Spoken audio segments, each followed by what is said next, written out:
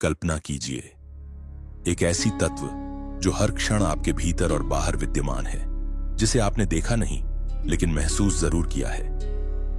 एक ऐसा देवता जो जब चाहे इस संसार में जन्म लेकर उसे बचा सकता है और जब चाहे सृष्टि को फिर से शून्य में बदल सकता है। उस तत्व का नाम है भगवान विष्णु। लेकिन क्या आप वाकई जानते हैं विष्णु कौन है? जिन्होंने भी यह संसार देखा है वे यह मानते आए हैं कि ब्रह्मा ने सृष्टि बनाई। लेकिन क्या आपने सोचा है ब्रह्मा स्वयं कहां से आए?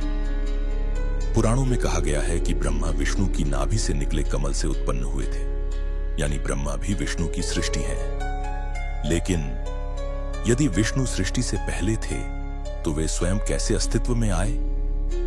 इस रहस्यमयी कथा को अंत तक जरूर देखिए, क्योंकि इसी वीडियो में आपको पता चलेगा विष्णु की उत्पत्ति कैसे हुई, इस ब्रह्मांड की रचना किसने की और विष्णु इस सृष्टि में क्या भूमिका निभाते हैं। आपको ऐसे कई प्रश्नों के उत्तर मिलेंगे जिनके बारे में बहुत कम लोग जानते हैं। तो वीडियो को स्किप मत कीजिए, आखिरी तक देखिए, क्योंकि हर क्षण में छिपा है एक गहरा रहस्य। इसके लिए आपको ले जाना होगा एक ऐसे वक्त में जहां वक्त का अस्तित्व नहीं, एक ऐसी जगह जिसका न तो कोई नाम है न परिमाण, एक ऐसा आयाम जो हर आयामों के परे है, जहां न तो कोई जा सकता है न देख सकता है, एक ऐसा सत्य जो हर सत्य से ऊपर है। आइए मिलते हैं सदाशिव से। इस ब्रह्मांड के आरंभ में ना कोई तारा था, ना सूर्य, ना चंद्र, ना समय था, ना दिशा, सिर्फ शून्य था। और उस शून्य में थे सदाशिव। सदाशिव कोई देहधारी नहीं, कोई रूप नहीं, वे परब्रह्म हैं जो साक्षात अव्यक्त हैं। वे न जन्म लेते हैं न मृत्यु को प्राप्त होते हैं, वे ना ही बनते हैं न नष्ट होते हैं। वे सदैव हैं, समय और आयामों से परे, एक और अनेक। हम सबके अंदर जब कुछ भी नहीं था तब उन्होंने इच्छा की मैं एक रूप दूं, इस चेतना को जो पालन करे, जो रचना कर, जो संचालन करे। और उस इच्छा से, उनकी छाया से प्रकट हुए श्री नारायण। नारायण जो अब तक अदृश्य ब्रह्म चेतना थे, सदाशिव ने उन्हें श्रीहरि के रूप में प्रतिष्ठित किया। फिर नारायण योग निद्रा में लीन हुए और फिर उनके नाभि कमल से प्रकट हुए 4 मुखों वाले ब्रह्मा। यह कमल कोई साधारण पुष्प नहीं था, यह हिरण्य गर्भ था, चेतना और सृष्टि का बीज। ब्रह्मा की आंखें खुली और उन्होंने चारों ओर देखा, पर उन्हें अपनी उत्पत्ति का ज्ञान नहीं था। उन्होंने पूछा मैं कौन हूं, किसने मुझे बनाया? लेकिन कोई उत्तर नहीं था। तब उन्होंने ध्यान किया हजारों वर्षों तक और अंत में उन्होंने देखा नारायण को योग निद्रा में लीन और जाना कि वे उन्हीं की नाभि से जन्मे हैं। लेकिन यहीं एक और गूढ़ रहस्य है। जब ब्रह्मा ने नारायण से उनकी उत्पत्ति पूछी, नारायण ने कहा मैं भी किसी और की इच्छा से प्रकट हुआ हूं। मेरा आदि भी है और अंत भी, और वह है सदाशिव। तब ब्रह्मा ने पहली बार ध्यान किया शिव तत्व पर और उसी क्षण प्रकट हुए शिवलिंग के रूप में सदाशिव। यह शिवलिंग था जिसका ना आदि ना अंत, और वहीं से आरंभ हुई त्रिमूर्ति।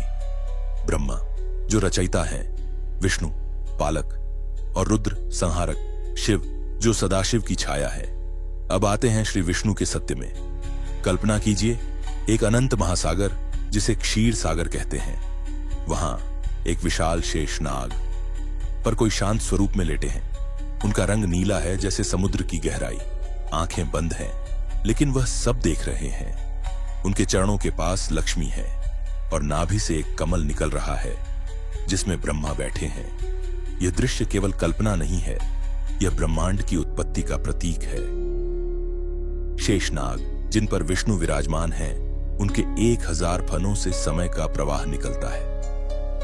क्षीरसागर एक भौतिक स्थान नहीं बल्कि चेतना का स्तर है, जहां केवल योगी अपने ध्यान में पहुंच सकते हैं। विष्णु कोई सामान्य देवता नहीं है, वे केवल पालक नहीं हैं, वे समय के आर पार हैं। वेद कहता है कि काल स्वयं विष्णु के अधीन है।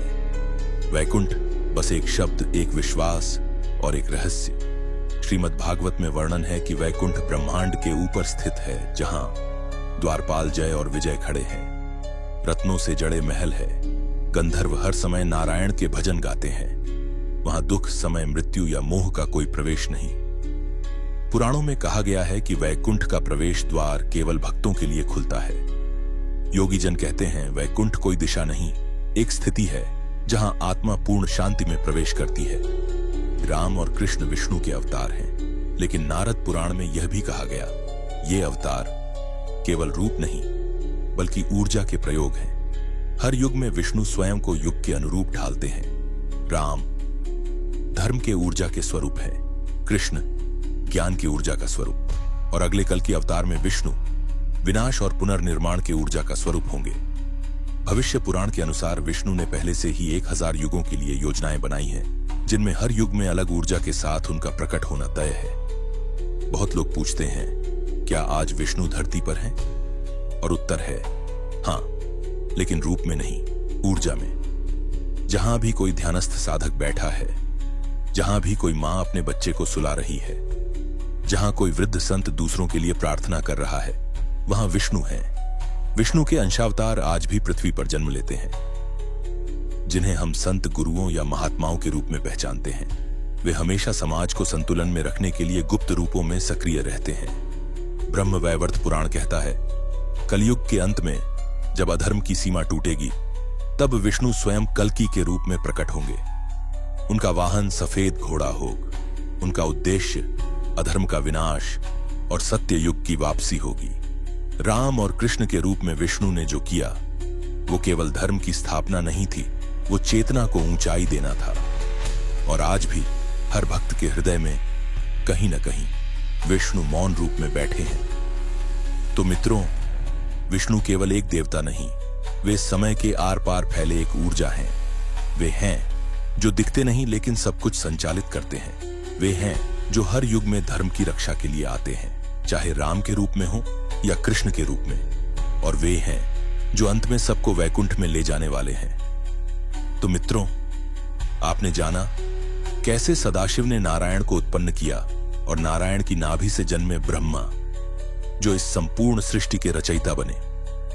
यह कोई कहानी मात्र नहीं है, यह उस चेतना की यात्रा है जिससे यह पूरा ब्रह्मांड बना है। और आज भी वो शिव तत्व हमारे भीतर, हमारे चारों ओर विद्यमान है। अगर आपको यह रहस्य और ज्ञान से भरी कहानी अच्छी लगी तो कृपया हमारे चैनल को सब्सक्राइब जरूर करें, इस वीडियो को लाइक करें और कमेंट में लिखें ओम नमः शिवाय या जय श्री हरि। अपने दोस्तों और परिवार के साथ ये दिव्य ज्ञान साझा कीजिए, क्योंकि हो सकता है किसी एक व्यक्ति की चेतना बदल जाए इस एक वीडियो से। अगर आपको यह वीडियो अच्छा लगा हो और आप ऐसे ही आध्यात्मिक रहस्यों में रुचि रखते हो तो हमारे चैनल पर और भी अद्भुत और गूढ़ विषयों पर वीडियो पहले से मौजूद है, जैसे शिव कौन है, शिव तत्व क्या है, काली मां की रहस्यमयी कथा, शिव और सती की गाथा, और भी कई ज्ञानवर्धक, रहस्यपूर्ण और आध्यात्मिक यात्राओं से भरे वीडियो जो आपके मन, बुद्धि और आत्मा तीनों को छू जाएंगे। तो अभी जाइए, हमारे चैनल को एक्सप्लोर करें और जुड़ जाइए इस आध्यात्मिक यात्रा के साथ, जहां हर वीडियो आपको स्वयं से मिलवाएगा। हमारे चैनल को सब्सक्राइब करें, बेल आइकॉन दबाएं और बने रहें हमारे साथ, क्योंकि आपकी आत्मा को जिस ज्ञान की तलाश है वो शायद अगली ही वीडियो में आपका इंतजार कर रहा हो। हर हर महादेव, जय श्री हरि।